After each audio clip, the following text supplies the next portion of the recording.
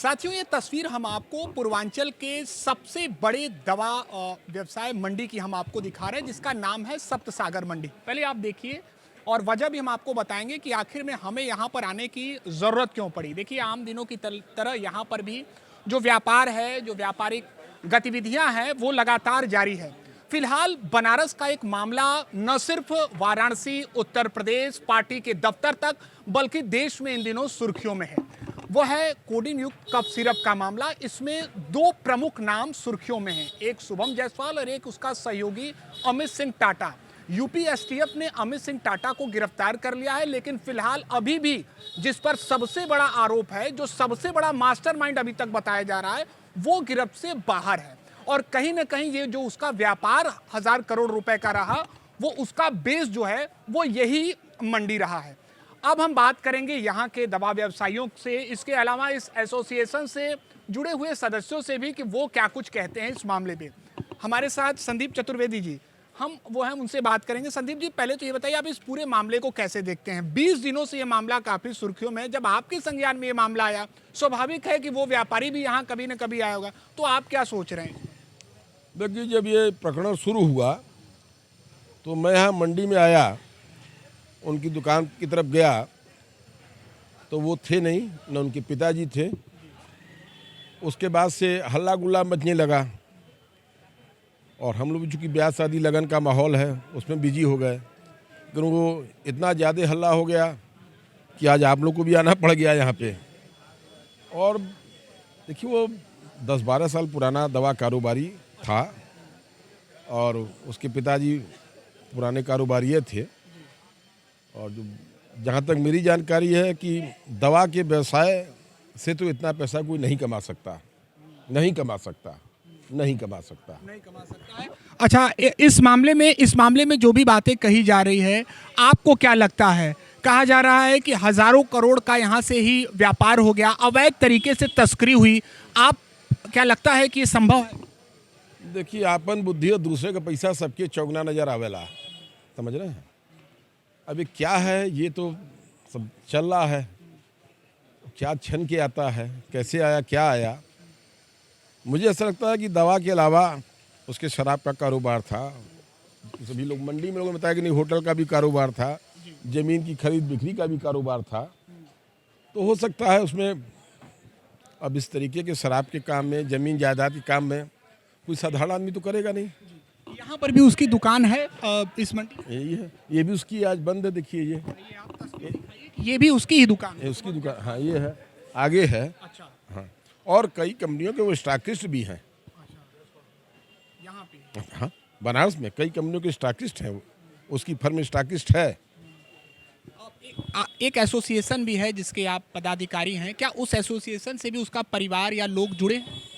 नहीं, हमारे यहाँ देखिए, एसोसिएशन में फर्म सदस्य होती है और यदि कोई जांच होती है, से किसी दवा के दुकानदार के ऊपर कोई जांच हुई, गड़बड़ पाया गया, उसका लाइसेंस निरस्त निलंबन हो गया, तो हम लोग उसकी सदस्यता खत्म कर देते हैं। पूर्व में रहा है, अब वो उसकी सदस्यता को खत्म कर? अब वो रिन्यूअल उसने नहीं कराया है। अच्छा, लेकिन एक समय रहा, उसका परिवार रहा? हाँ, परिवार नहीं, फर्म। हमारे यहाँ फर्म मेंबर होती है। अच्छा। पर्टिकुलर व्यक्ति मेंबर नहीं होता हमारे यहाँ। अब जैसे फर्म है प्रभात मेडिकल्स, तो प्रभात मेडिकल हमारे यहाँ सदस्य है, हमारे एसोसिएशन की, हमारे फेडरेशन की। अब ये जाजोदिया जी नाम से सदस्य नहीं है हमारे यहाँ। जाजोदिया मेडिकल को जो रिप्रेजेंट करेगा वो हमारा सदस्य माना जाएगा। अब इस मामले में एक और कड़ी सामने आ रही है कि जो सोशल मीडिया पर शुभम जायसवाल से जुड़ी हुई एक बाहुबली की तस्वीर है, तो उनका भी नाम सामने आ रहा है। जी हाँ, हम बात कर रहे हैं पूर्व सांसद धनंजय सिंह की।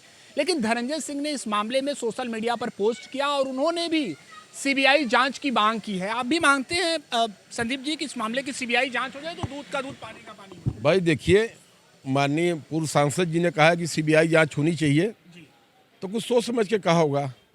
और जितना हल्ला मचा हुआ, जिस तरीके से आप लोग उसको हाईलाइट किए हुए हैं, तो जनता ये चाहती है कि दूध अलग हो, पानी अलग हो। हाईलाइट हम लोगों ने नहीं किया, ये बात है आम जनमानस के स्वास्थ्य से जुड़ा हुआ, ये बात है भ्रष्टाचार का, ये बात है कि किस तरह से यहाँ पर अवैध व्यापार को बढ़ाया जा रहा था, उसका सवाल है, इसीलिए हम बात करें। बंगा जी, आप क्या मानते हैं?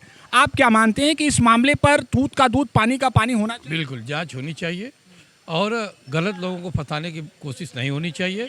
जो दोषी होगा, व्यापार करना कोई गलत नहीं है, और विभिन्न क्षेत्रों ट्रेड से व्यापार कर रहे थे, जैसे रियल एस्टेट में भी कर रहे थे, ज़मीन का कारोबार कर रहे थे, शराब का कारोबार कर रहे थे। तो कोई एक चीज़ इसी के लिए कि भाई ये दवा बेच रहे थे इसलिए इनको ऐसा फंसाया नहीं जाना चाहिए। जांच होनी चाहिए, और जांच होने के बाद छोटे छोटे व्यापारियों को जांच के नाम पे उत्पीड़न बंद होना चाहिए। ये तो बात बिल्कुल सच है। क्या यहाँ पर ये तो बात इन्होंने जो कहा कि उत्पीड़न नहीं होना चाहिए, किसी का भी नहीं उत्पीड़न होना चाहिए, इस मामले पे आम लोगों का क्या कहना है संदीप? जो आम व्यवसायी हैं, क्या वो भी डर का माहौल में? आम व्यवसायी तो समझ नहीं पा रहा है कि ये क्या हो रहा है। इस मंडी में ऐसे भी दुकानदार हैं जो 40-40, 50-50 साल से कार्य कर रहे हैं, सम्मानजनक रूप से कार्य कर रहे हैं, उनका घर है, परिवार है, सब कुछ है। वो ये समझ नहीं पा रहा है कि ये हो क्या रहा है, उसकी समझ में नहीं आ रहा है ये क्या हो रहा है। थोड़ी थोड़ी देर में फोर्स आ जा रही है यहाँ पर। हाँ, मंडी में आ जा रही है, आपके भाई बंधु भी आ जा रहे हैं, तो इससे इसकी प्रतिष्ठा पे आघात पहुंच रहा है। और नतीजा ये हुआ कि बाहर के ग्राहक, आसपास के जिलों वाले, वो लखनऊ का, कानपुर का, अन्य जिलों का रुख कर ले रहे हैं। ये बड़ी बात आपने कही कि इस मामले के बाद कहीं ना कहीं ये जो सप्तसागर मंडी का व्यवसाय है वो प्रभावित हुआ है। बिल्कुल प्रभावित हुआ, उसकी प्रतिष्ठा पे आघात लगा है। इसलिए आवश्यक है कि जल्द से जल्द इस मामले पर जो भी सच्चाई है वो सामने। जल्द से जल्द, जल्द से जल्द। चलिए, अब हम आपको इस मामले से जुड़ा अपडेट भी दे दें कि आज डिप्टी सीएम केशव प्रसाद मौर्य भी वाराणसी में हैं और उन्होंने भी इस मामले में पूरी निष्पक्षता के साथ कार्रवाई और जांच की बात कही है।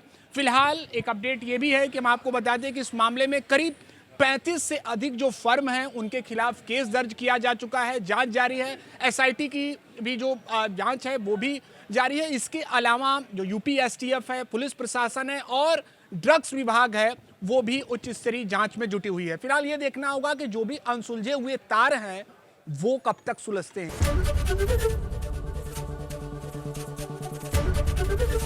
एबीपी गंगा, खबर आपकी, जुबान आपकी।